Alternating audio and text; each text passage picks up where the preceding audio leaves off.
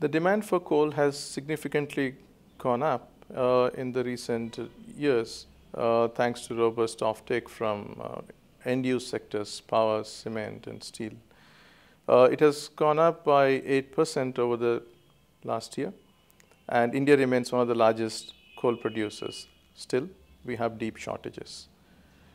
The number of initiatives from the policymakers underway to address this, but they will take time as they involve very fundamental reshaping of the industry structure in itself and the implications on downstream industries as well. In any event, imports should remain a very important element of our supply chain. They help us meet demand variations at a far lower cost. They help in diversifying our risk, and most importantly, help capture future value movements when they do happen. Imports today are fairly small chunk of about 10% overall of supply, but they're fast growing at about 19%.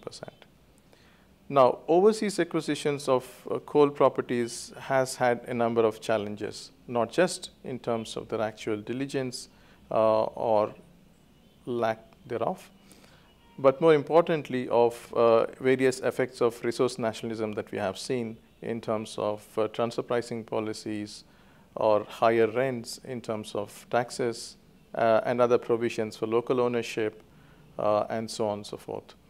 What could be important is to, in fact, leverage the investments already made by large Indian corporates in acquisition of overseas coal in order to supply the domestic market. In the local market, introducing the private sector for non-captive use and enlarging that scope is perhaps also an important element that we need to undertake. This will bring in new technology and productivity that we have seen elsewhere, and also for the regulators be able to bring in new standards.